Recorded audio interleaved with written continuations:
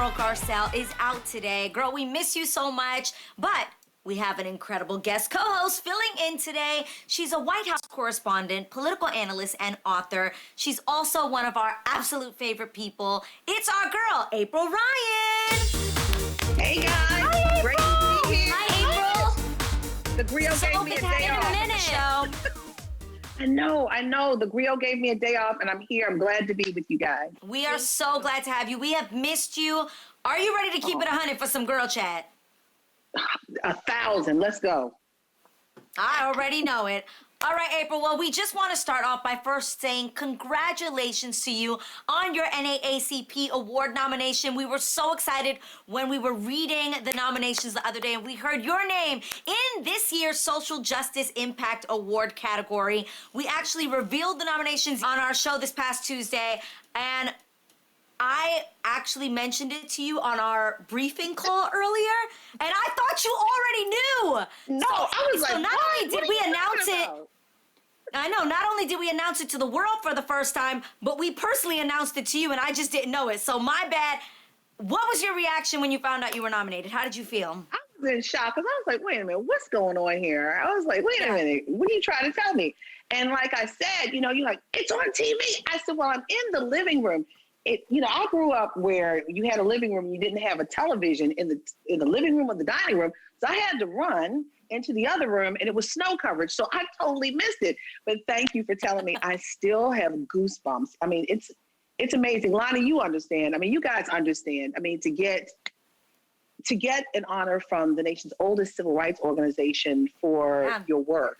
And it was for COVID conversations in the midst of COVID, trying to uplift, inform, and give how-tos to people who were depressed, who didn't understand what was going on.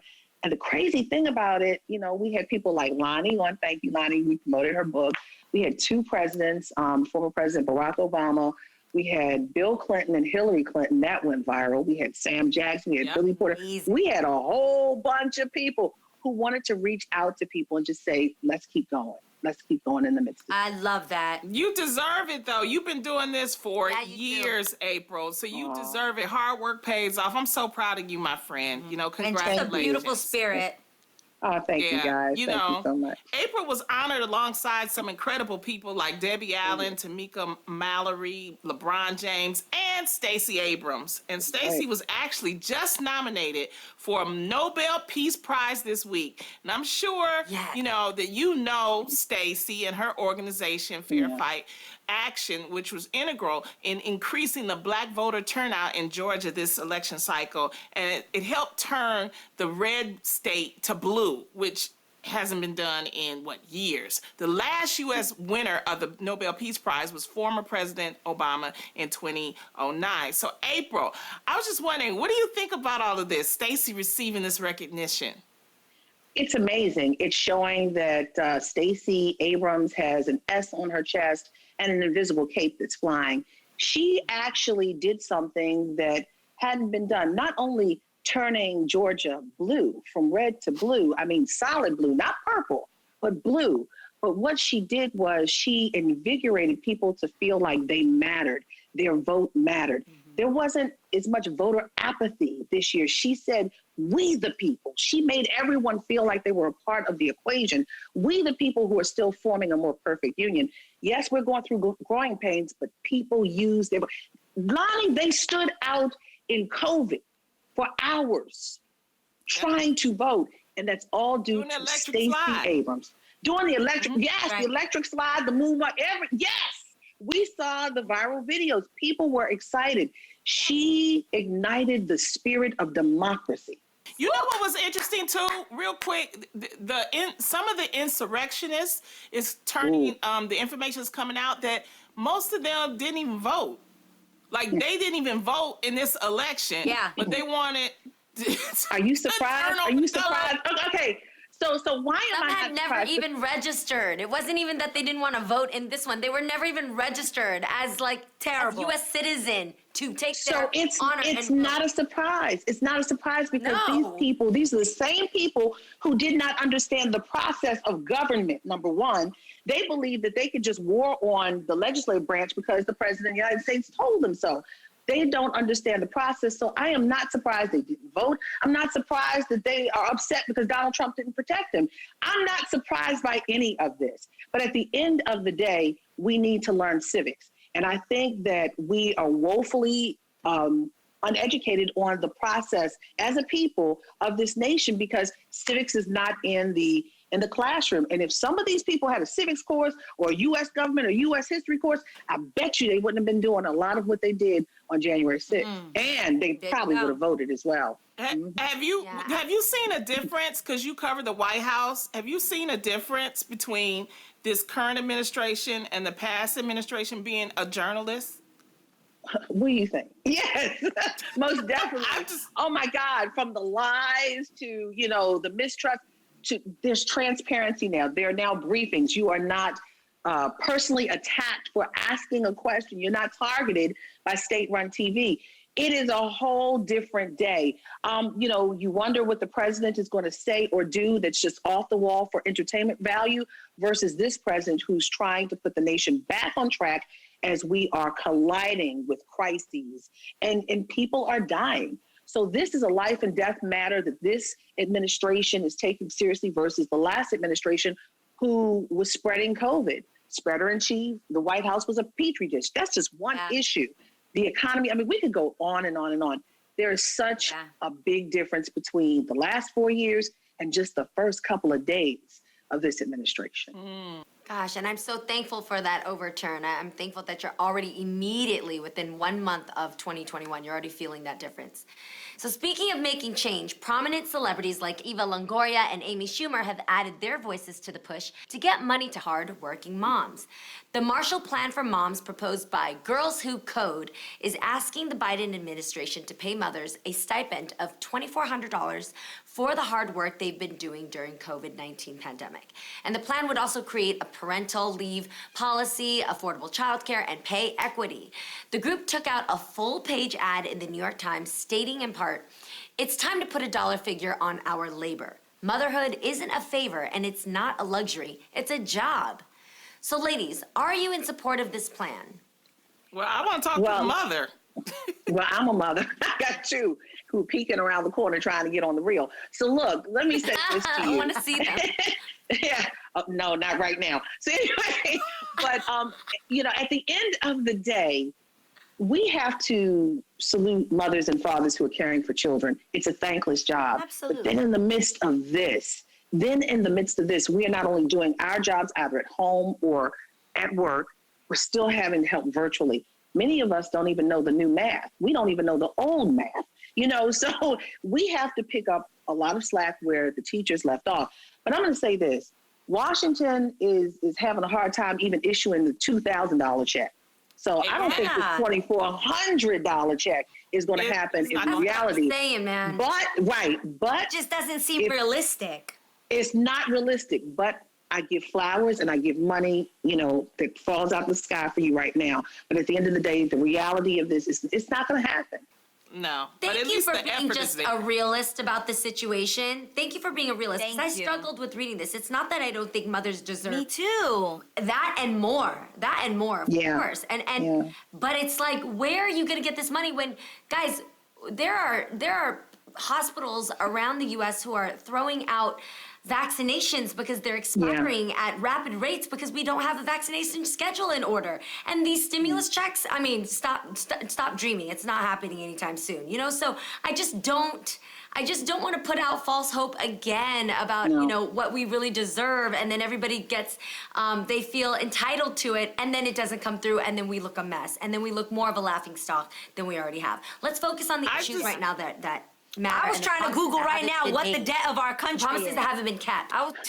Yeah, but they need to do something, and that's the whole point. They gotta pass this stimulus some type of way because it's not just mothers that's hurting; it's everybody. It's people that don't have money to even take care of their families. So I'm like, and then the Republicans just came this week with a counter to the, I think it's 1.9 trillion that the Biden administration wants. So it's like even now they can't agree agree. And it's like Americans are hurting. It's like everybody is hurting. So the thing is that Okay. when these ladies did this, they did it, you know, meaningfully, but there are other people that's like, hey, we hurting too. You got teachers that's hurting. You got single dads out here. You got a lot of people that's hurting. Yeah. So You got wish that they unemployment come hurting. together. Unemployment. They got to In get the together. drone.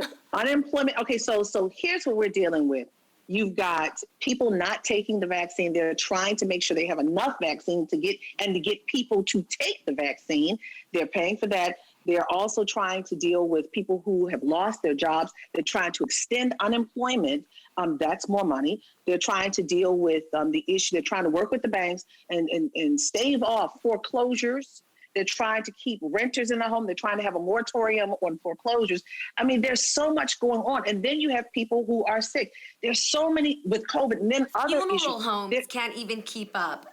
Funeral Funeral homes homes are overbooked can't right now keep because the up. bodies can't be cared for the way that they deserve. Oh my God, it's more out there. It's crazy. And then you have people there is a shortage on so many different things. You've got people running to the grocery store. They don't have money, but trying to find food. This is a cycle that we don't know how long it's going to last. And right now, the money is the issue. Where's the money? Show me the money. 1.9 trillion is just this moment. And, you know, Lonnie and Adrian and Jeannie, I talked to Simone Sanders last week.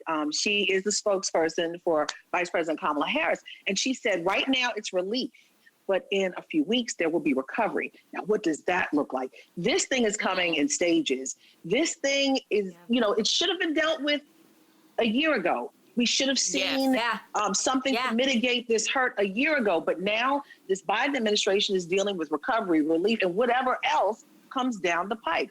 So we just have to wait and see and just hold on just a little while longer, as that old gospel saying is. Hold on. We are holding on, April. Okay, April. Woo! And other ladies, you know, you said that you're fantastic at flirting. A recent article on the Medium decided to break down all the different ways people flirt. And they said that there are actually 5 different flirting styles people use to connect. Be playful, be a little physical, being polite, being sincere, or being traditional, where you wait for the man to make the first move. So ladies, I'm just curious, because see, all I got to do is put on this 1995 Queen Latifah outfit, and it's on and popping for me. My DMs would be... After the show, my DM's gonna be Good to flooded know. with this outfit. Jane, pay attention. Watch out. How would you ladies describe your flirting style? Oh gosh. Mine is annoying. Remember when I'll play fight you. If I get physical and I like want to play fight you or be mean to you, then I probably like you. Oh, you're It's that very girl. immature. Yeah, like I literally will be like, oh my, like I don't know what's wrong with me. Like I will try to play fight somebody. That, or if I try to have like deep conversations with you, I'm not the one to be having deep conversations, it's just not my thing. But if I'm sitting with a dude having a deep convo, that's me flirting with you, in case you didn't know. Really? There you go. Wow. Okay. Jeannie? I think flirting is so fun. I love it. I learned it from, well, the funny thing is, my mom, right? She's very flirtatious, but she's not really flirting to just try to get like sexually with somebody. She's not trying to just do that. She's just flirty to like egg you on and get you to blush. You know what I'm saying? She loves to make people just blush because they're a little tickled or embarrassed. And I like doing that. I notice it more in me as I get older. And with Jay, I just love when we have that natural flirtatious manner with each other, and to watch him say things and his eyes get a little coy with me and his voice drops, and it's all so good. So I like getting playful with him. But I do remember, I never really realized within makeup how much power makeup had in flirting until I started noticing at like maybe 8 or 9, the difference between Disney characters like Mickey and Minnie and like Donald and Daisy. Do you guys remember these characters would be the exact same, but the one thing that set them apart were Homegirl's lashes, man. When Homegirl's lashes started fluttering and doing the little thing on the side, Oh, it Yeah. made me do my makeup a whole different way. You know what I mean? And you know how to play with it too. Very When flirty. a woman has her makeup on, she just moves differently because she knows exactly like just how to play the game that just kind of brings it to life because you just feel so much more, I don't know, feminine with it. I don't know. That's what I got when I was a kid. I knew how to flirt when I was April. 8, guys. Okay. Okay. Okay. All right. Since 8. Okay. Well, people say I'm a flirt, but I am not a flirt. I don't think I am. But I like Those for are the a worst man- ones. Okay. I like for a man to let me know that he's interested. And I have learned to show my vulnerable side. Being strong and independent, I've learned to be a little bit more vulnerable. Men like that. So, yes. Ooh, That's like you. what you You'll be did. vulnerable. Felt that. Damsel Did you in like distress. You know Did you what, like April, that? though? I feel like, and this is totally judgment, so tell me if I'm wrong, but Uh-oh. April! This is daytime TV. Let me tell you You something. better I'm serve. single. I'm single. Oh, girl. Ooh. Oh, my God. Let him know. Put it Shoulder, out that's there. Lonnie's move. Careful. Let him know. Be careful. Let 'em- No, but I yeah. feel like in your work, in your business, and also in all the parts of your business, your attire, your demeanor, I feel like it's harder for you to flirt. So when you do, it definitely makes me clutch my pearls. You know what I mean? Exactly. You don't have pearls on stop. You clutch your gold or your ring or whatever. No, but My no, spiritual but you know what? pearls. It's right. You're actually right because people see you on CNN or doing your piece on the grill. You're supposed to be this strong woman who comes with knowledge, but they forget. Conservative. Well, conservative in your approach about it, but